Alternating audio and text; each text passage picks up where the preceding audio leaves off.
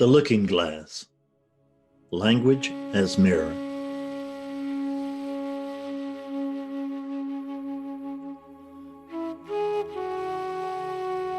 Notice that you're already awake. Right now, this moment, the only reason you can read these words is that you're already awake. You're already awake. You're as awake as it gets. You're already fully awake.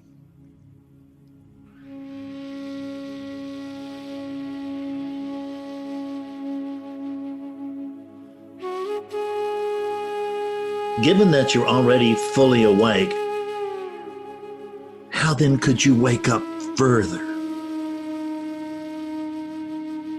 Since you're already awake, does that even make any sense? You can't wake up more from where you are right now. And you certainly can't wake up again.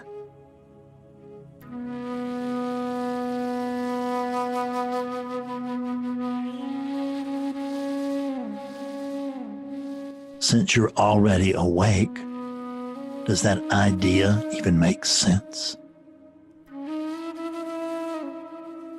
You can't wake up more from where you are right now.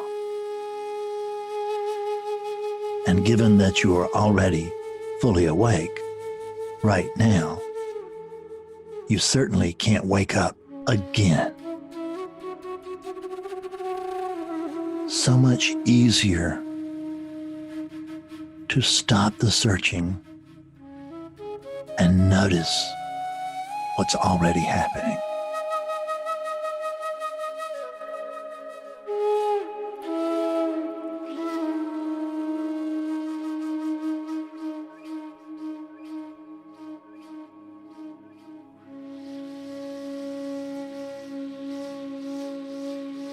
If you want to read a book through that body you're wearing, or watch a video, or send that body to a retreat for further clarity, so to speak, or to get some context that has the potential to open the door to so-called further clarity, that's great. But before you do, notice that you don't need to read another book, watch another video, or go to another retreat in order to wake up, because you're already awake. It's so much easier than trying to wake up if you just notice that you're already awake. If you want to do meditation, drum, dance, chant, or what have you, for the sake of grounding yourself in that present human experience you believe you're having, or calming that unit's mind so that you can better hear yourself talk to yourself and better watch yourself dance for yourself, terrific. Have at it. But be absolutely aware that you can't practice yourself into awakening.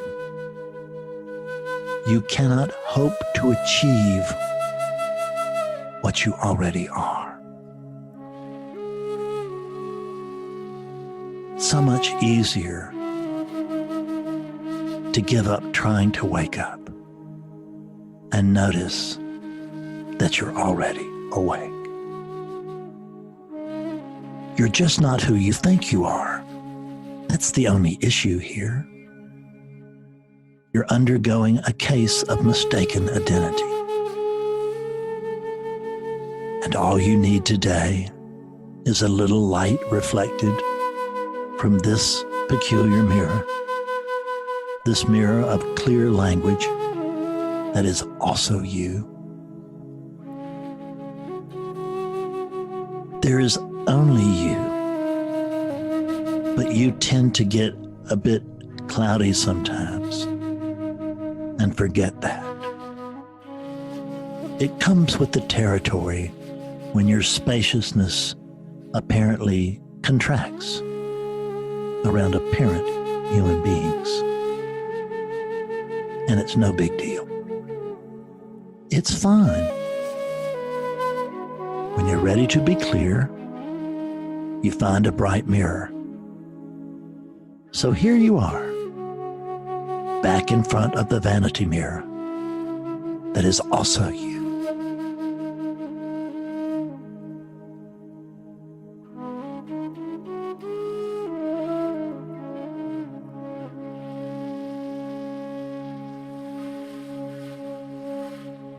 Vanity, vanity, all is vanity. This is all you, every bit of it. You dancing for you preening for you, just you showing off for yourself, to yourself, and loving it, loving this loving of yourself. You think you're the human being listening to these words. You're not. Well, actually, you are that human also, but you're not that unit exclusively. You're the awareness that's reading these words through that human unit. The human is not reading the words, you are. The human is a listening tool for you, just as, say, reading glasses are a tool for the human. Now, reading glasses never mistake themselves for being the reader, but humans almost always do. You think you need to wake up. You don't. All that has to occur is for you to recognize yourself as what you truly are. Awaken makes it sound like something special and new and different needs to happen. It sounds like it's going to happen later, like it's going to happen soon. It doesn't, ever. Recognition, on the other hand, is simply about noticing what already is. See how much lighter the idea of recognition is versus that idea of waking up? Why make it hard on yourself when you're clearly longing to be your true nature again? Why not do this the easy way? Be gentle on yourself. How much effort does it take for that human to recognize itself in a mirror? None. And the same is true for you. You just have to be willing to look in the mirror and see the reflection instead of the projection.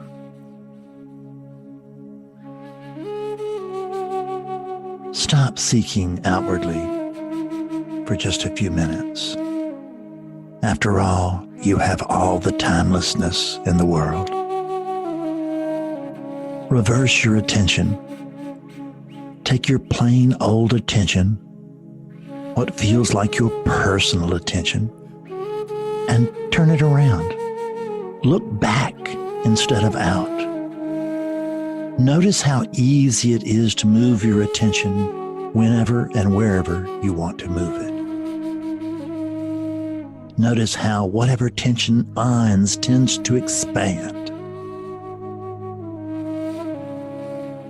See how easy it is for you to pull globalized awareness, meaning the background, unfocused awareness that is always running, and reform it into localized awareness, which we know as attention. What's the one thing attention never pays any attention to?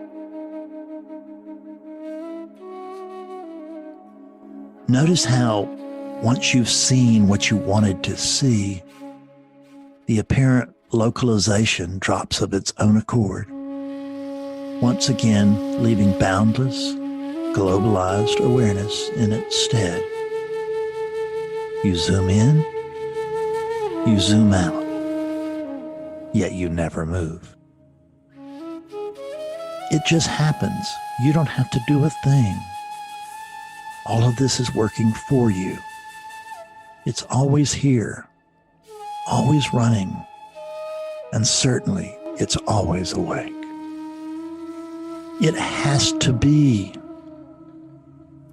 It's you. And you are the one thing going on. There are no parts to you, no pieces to you. There is only the wholeness of you.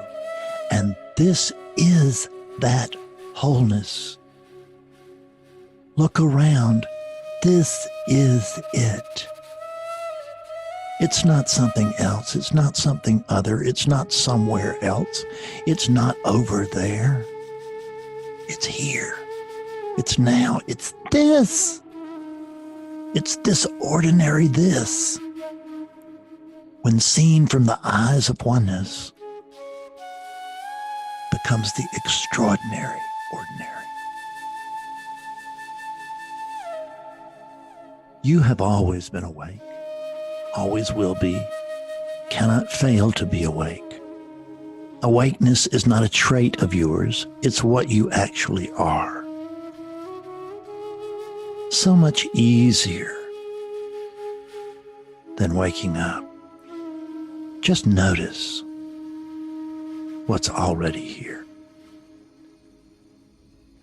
Let's go back to the attention exercise. What do you see when you turn back and look for yourself?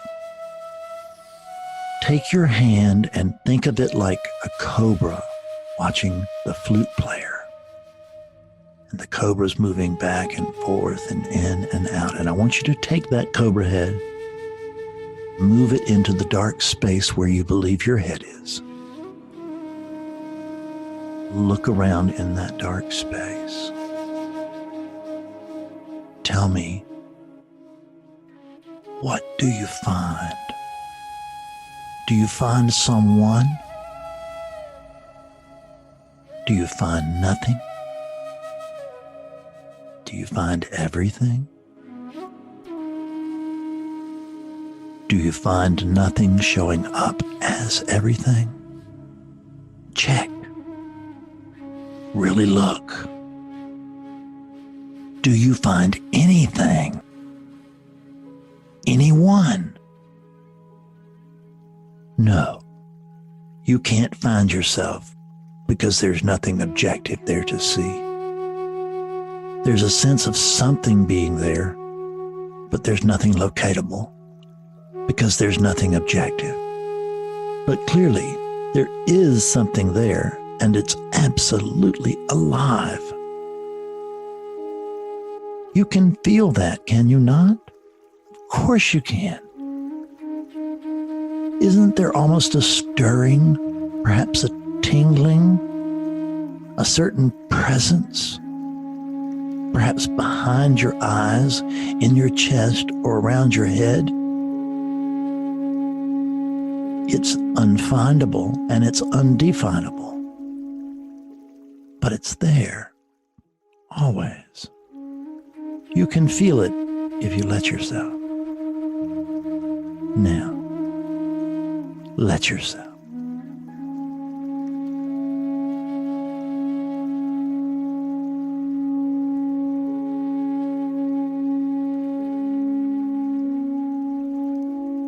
The we who are you have a word, a sort of name for that undefinable living presence you discover when you look back and try to find yourself and cannot. We can't call it something, but neither is it nothing. Hence, we have arrived at no thing. But no thing sounds like a noun, and it's not. It's really no thing-ing or no thing-ness, because you're a verb. But we'll stick with no thing, just for this. This no thing, this pure subjectivity, this keen awareness that's looking out through the eyes of that human you're wearing, is what you really are. You have been on an endless search for something unfindable. It ends when you end it, and not before. So much easier to simply notice that you're awake rather than to try to wake something up.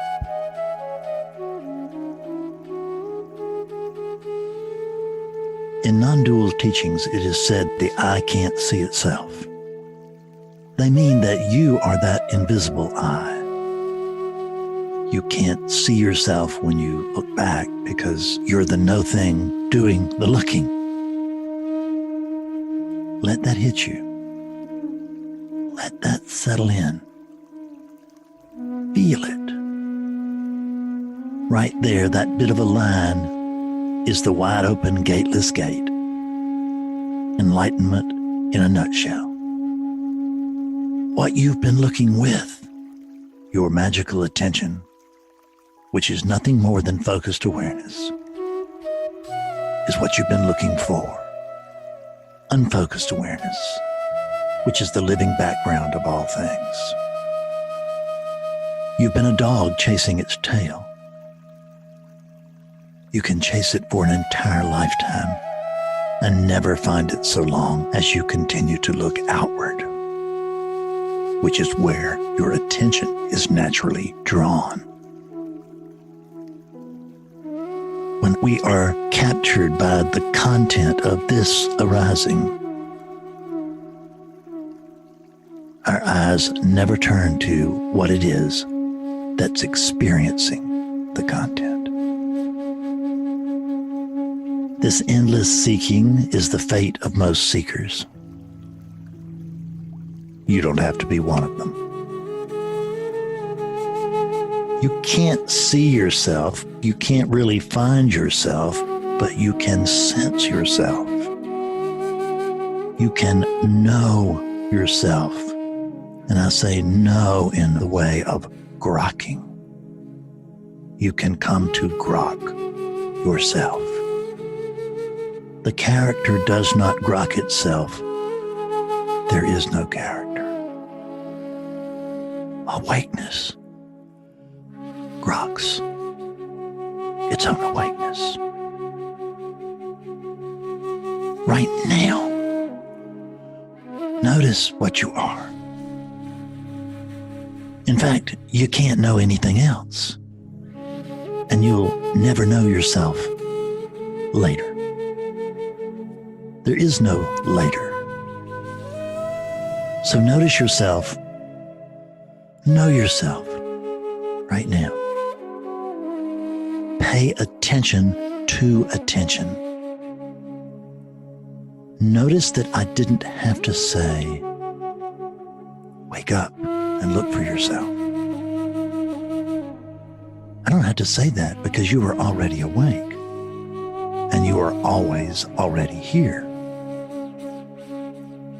Ever since that unit, the thing that thinks it's an individual, the mental imaging, ever since you started this so-called spiritual journey, you've been looking for some other level of awakeness.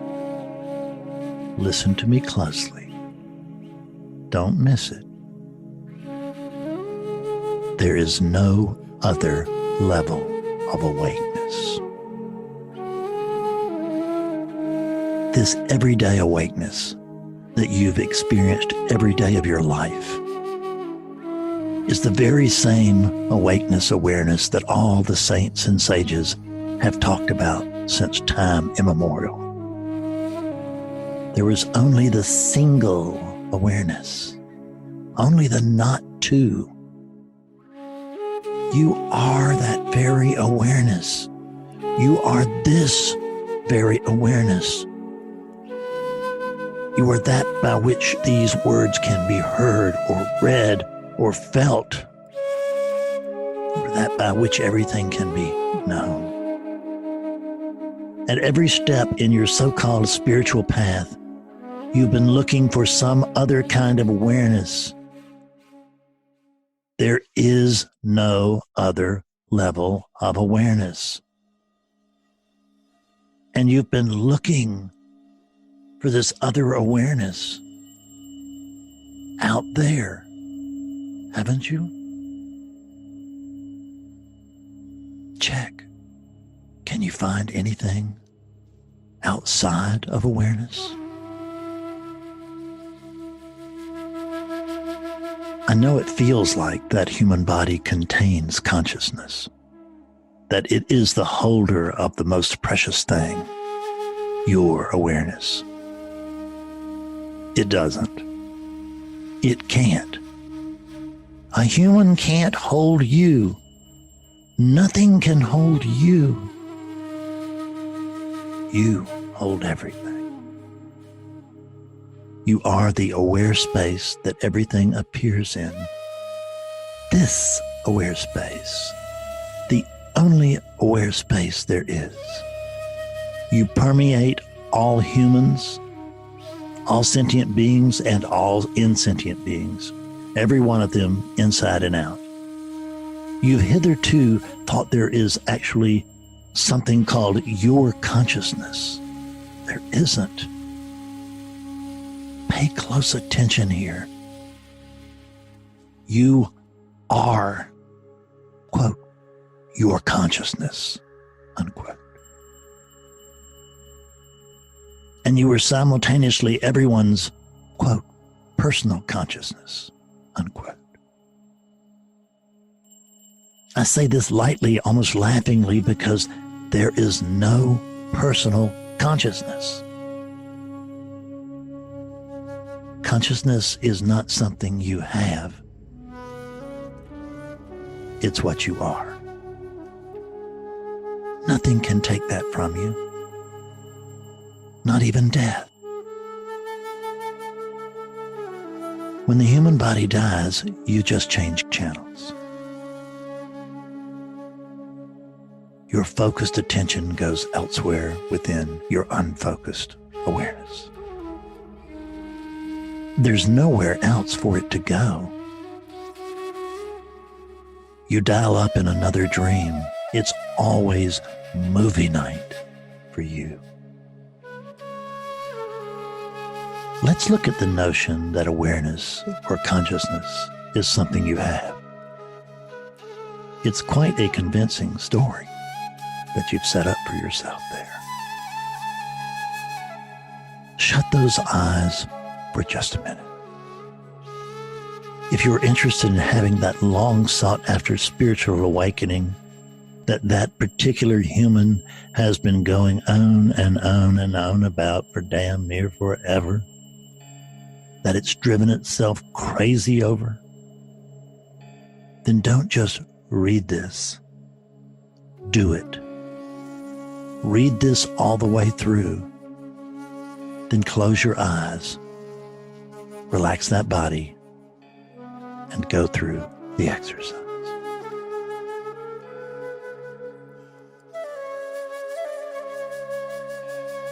Notice that without benefit of sight, you can still tell that you're alive. You very much feel that you are, sight or no sight.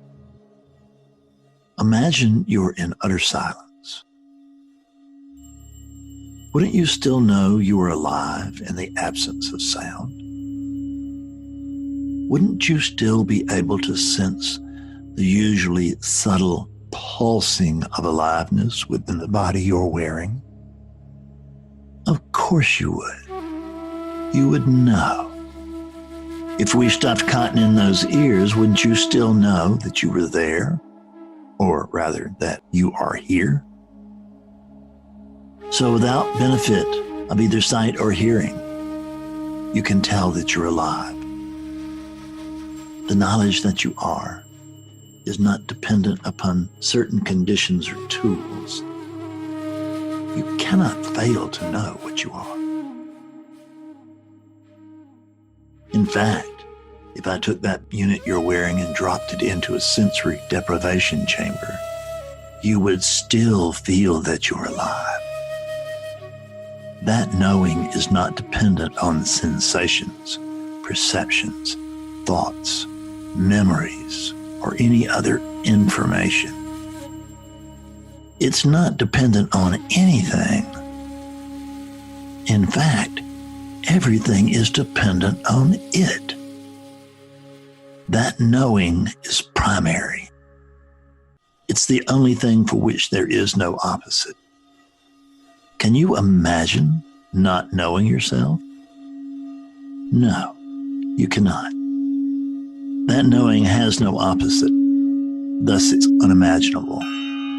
It cannot not be. Knowing would have to be present in order to report that it doesn't know itself. The question collapses. That knowing is the one true no thing. But that knowing is really knowingness, is it not? You are not a static knowing. You are not some kind of grand noun. You are beyond nounness, beyond persons, places, or things.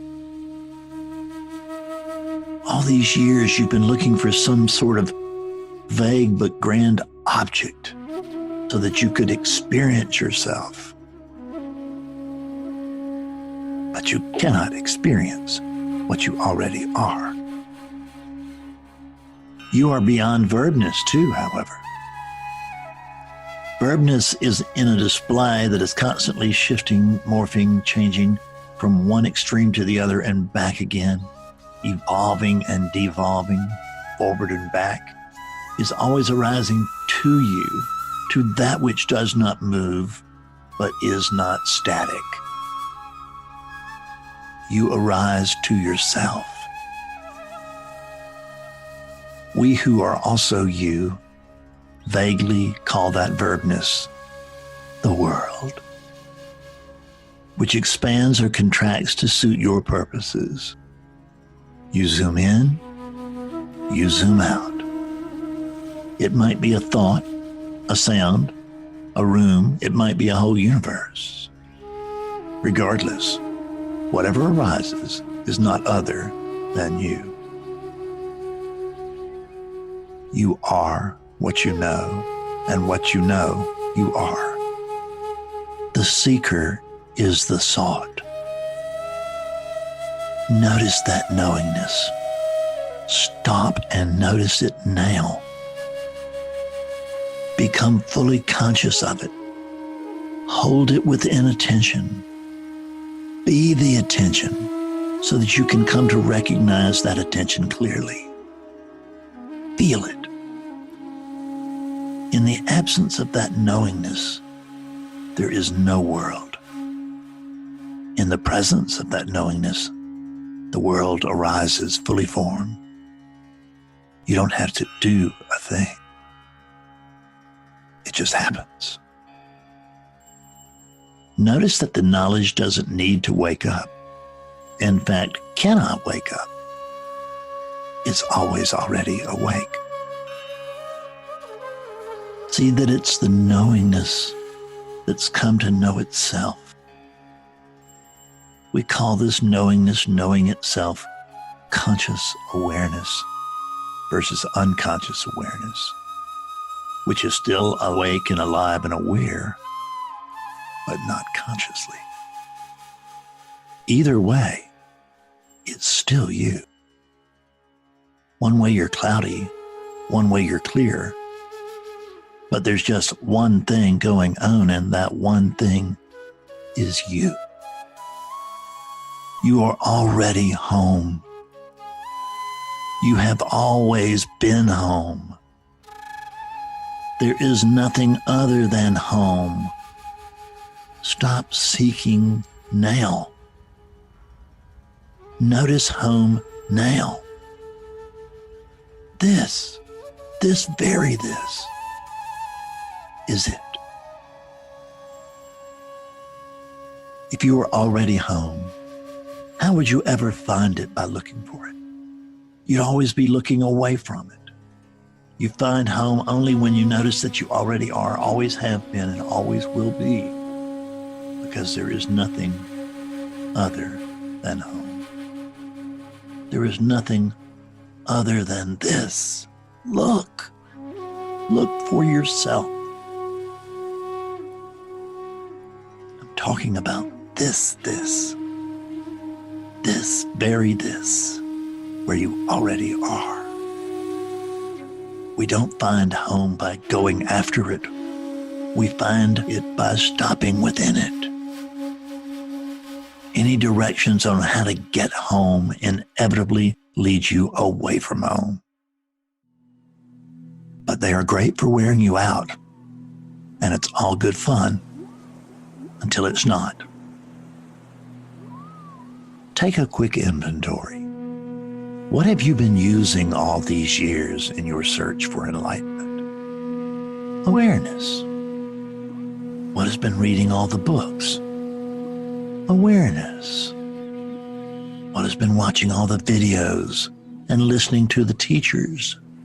Awareness. If you meditate, what is it that watches your breath or your thoughts or counts or tries to let go of doing all that, or gets annoyed because it can't adequately escape the nagging now in order to enjoy some other experience that would, of course, arise and fall within the nagging now? It's awareness. What is it that prays? Awareness. What is it who asks, who am I, until it wants to scream? Awareness. Awareness has been on a millennia-long search for awareness. It's been looking for some other awareness. Hear me. There is no other awareness. This is it. This is all there is. Take that in. Don't look for the subtle. Notice the obvious.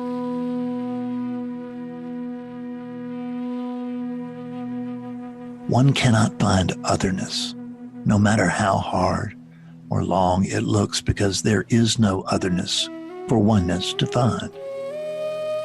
Definition of oneness could be said to be no other to find. If you're searching for some other, as you have been, and there is no other, how long can you look? Since all is oneness, where do you imagine you're standing while you're looking for oneness? In oneness, as oneness, always, forever. So long as you insist on looking forward, so long as you are seeking something outside yourself, you'll never find yourself, never hook up with yourself, never ever awaken. At least not in this life. And this is the only one we know of. So please, for your own sake, stop.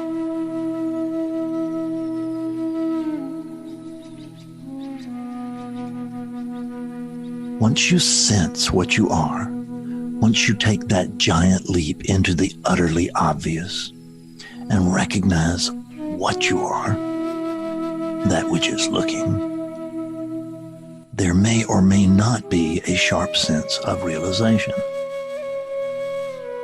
It doesn't matter. All of that bliss and fireworks, all the angels and trumpets, fun as it might sound, is just candy. And it's confusing candy. The unit will take that big explosion as it being enlightenment, and it will miss the download that really is enlightenment. The download is what we're after. The vehicle is completely unnecessary.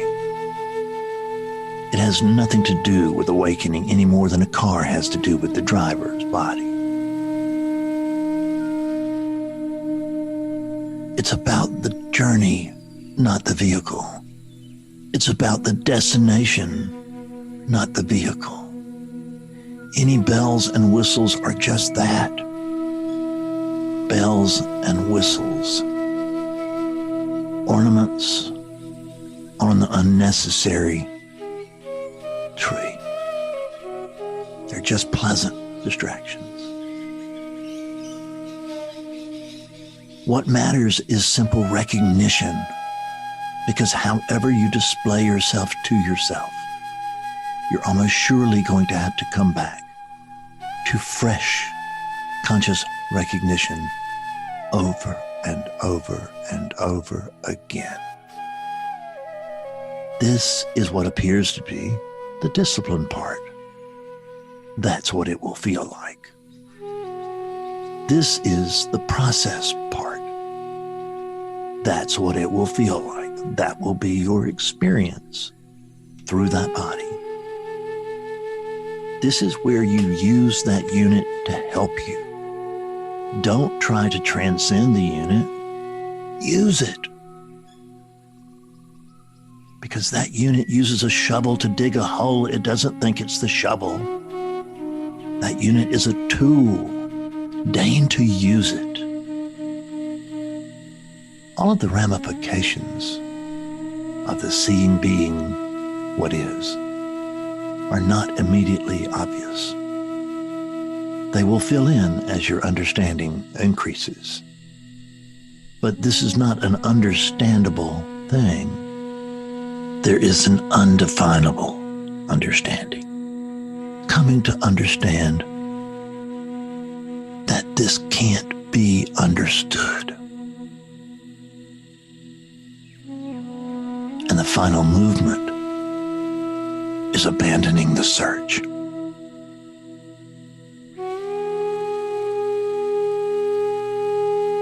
You see what you see when you see it, when you need to see it, and not before. Work with what you have. Honor what you have, and more will come. That's how it works. We are like spies. We work on a need-to-know basis. You may tell yourself, it can't be this simple. It is. Recognition starts with seeing the seer, or rather, not seeing the seer. No seer, no seen, only seeing. Only an object can see. Only an object can be seen. And you, of course, are not an object. You are more of a verb than you are a noun. All objects appear within you, arise to you, are you. You are what is primary. There may be plenty of other relatively real stuff, a whole world full of it, but you are the one true no thing. This seeing is so amazing that the unit will want to claim it. But who will it be that wants to claim it? That unit cannot hold such seeing in its head, cannot store it up for later recall. Only you can behold you. And only then, right now. Liberation is all about right now. This moment. Are you consciously awake to this current arising? Yesterday's seeing is yesterday's dust. Other than being a gnawing reminder, it has no present value whatsoever. Freedom is now or never, here or nowhere. This simple recognition of your true nature is not the end of your apparent spiritual journey, but it can be the end, or at least the beginning of the end, of all this compulsive seeking you've been doing, if you let it. It can be the most important step that you actually never take. Just stop. Don't step. Stop. Look at what's looking. Pay attention to attention. You can overcome this simple seeing if you want to. 99% of humans do. They do it all the time. This is why everyone wants a big, splashy spiritual experience. They think that if they have a big, splashy spiritual experience, an S&M style spiritual experience, where they will be tied up and made to see the truth, bearing no responsibility for it, they will not then be able to overcome it with incessant thinking. And that's not true. People overcome it all the time. I can plant the seed, but if you don't water and fertilize it, that tree is going to die. People think that just because they got a big, lazy peek at things, that they can stay awake and lazy at the same time. They can't. They sit on their haunches and they get cloudier and cloudier, and they declare that they're clearer and clearer, or they remember what it was like when they were clear, or they remember that they had some kind of awakening thing, but they just can't remember what it was. And that's fine too. But it certainly can't be labeled skillful. You don't ever go to sleep. You don't have the capacity for sleep. But you can most certainly delude yourself and appear to go to sleep. You can believe that you are asleep. It's what you do in almost every single unit that you're wearing. You're always awake, but you're not always consciously awake. In fact, you are rarely consciously awake.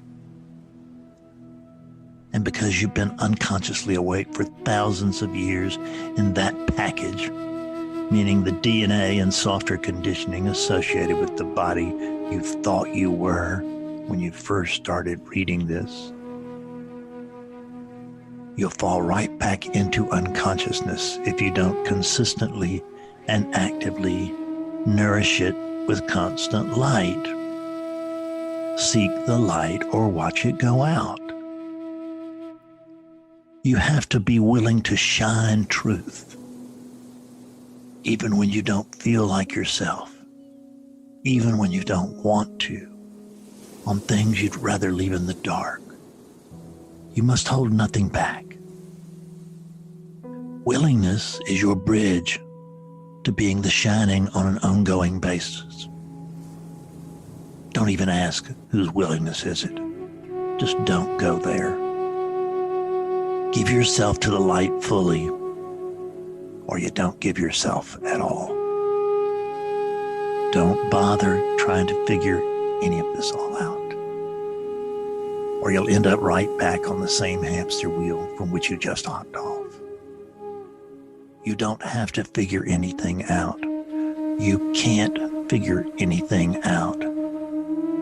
I cannot explain what I don't understand, and I don't even understand what we're talking about.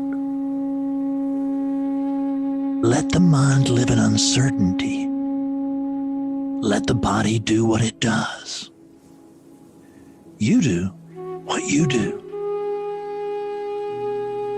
Just watch a silent alertness. You are not the watcher. You are the watching. You are the light behind alertness. You are the light prior to consciousness. But when you're watching as conscious awareness instead of unconscious awareness, then what you see will change. When I change where I'm looking from, what I'm looking at changes. Look at any human life and you'll see lots and lots of hopeless, blind patterns, compulsive energy patterns that are just running by themselves with no one at the wheel and no good end in sight. At one point, many of these patterns were helpful. Now they're not, yet they still run and run and run and run, and they are the death of spiritual progress. If you look back, you'll see a long trail of unskillful living, a long trail of suffering. If you're willing to really look at the patterns, many of them will start to change. These patterns are very specific, so each one has to be shined on by the light of your conscious awareness in order for it to be remedied, in order for there to be clearing. Awakeness colonizes the body one bit, one seeing, one unconscious pattern at a time. Don't try to fix that unit. You can't anyway. That body is operating on its own. You are not its minder or manager or controller. It's doing what it does until it does something else. Allow it. It will do so regardless. It won't do anything else until it sees that what it's currently doing isn't helpful, isn't skillful, isn't beneficial to the well-being of the unit or the world. But once it does see that, once it truly and thoroughly sees it, then that penetrated pattern will thin, it will recede, it will drop away of its own accord, if it's supposed to. We can't know what patterns are genuinely unskillful because you'd have to know everything to know that. And our pledge here is to come to not know anything.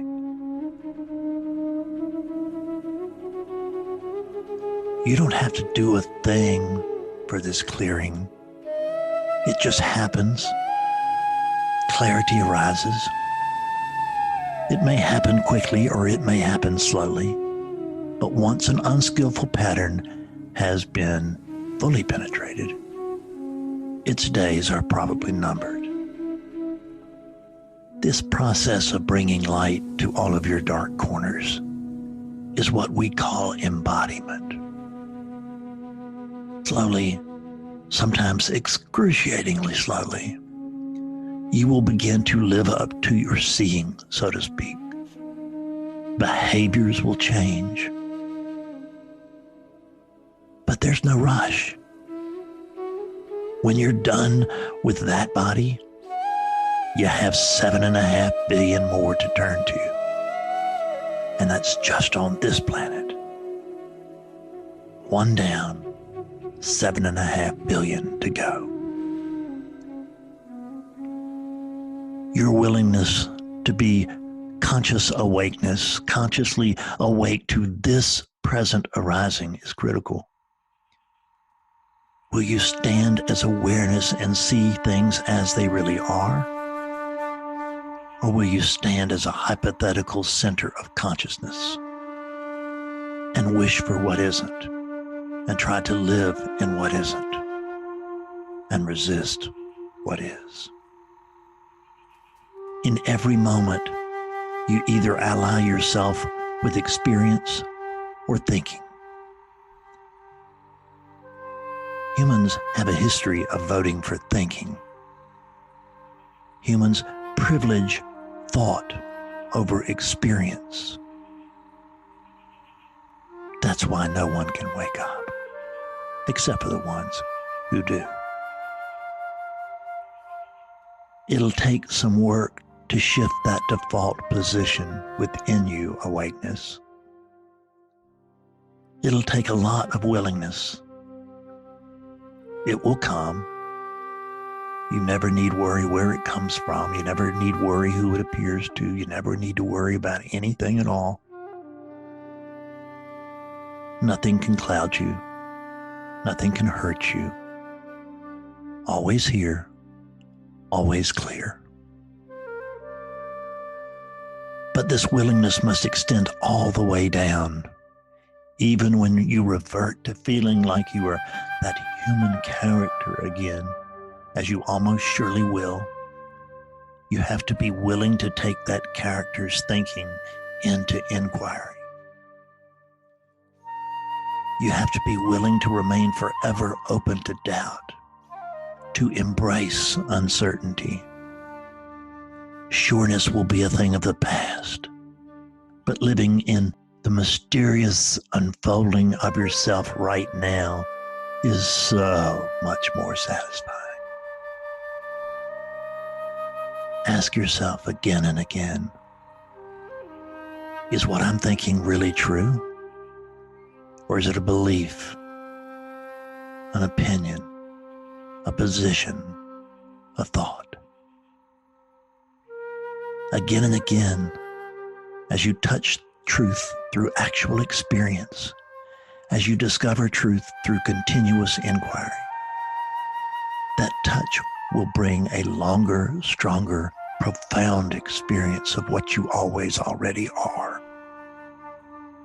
That which knows that you are, or feels very strongly that you are.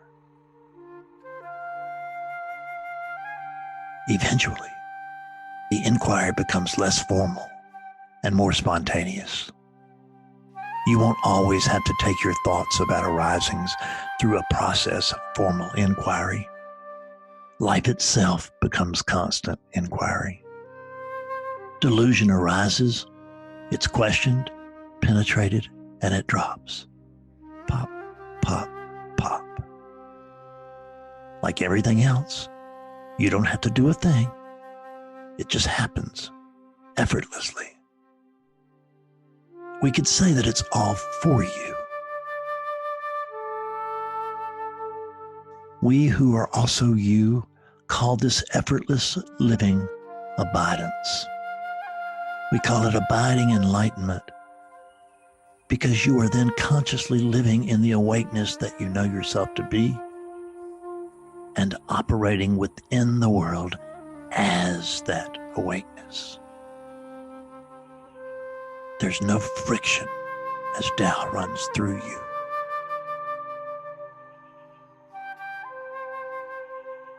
Did this nudge you out of your cloudiness and move you back toward clarity?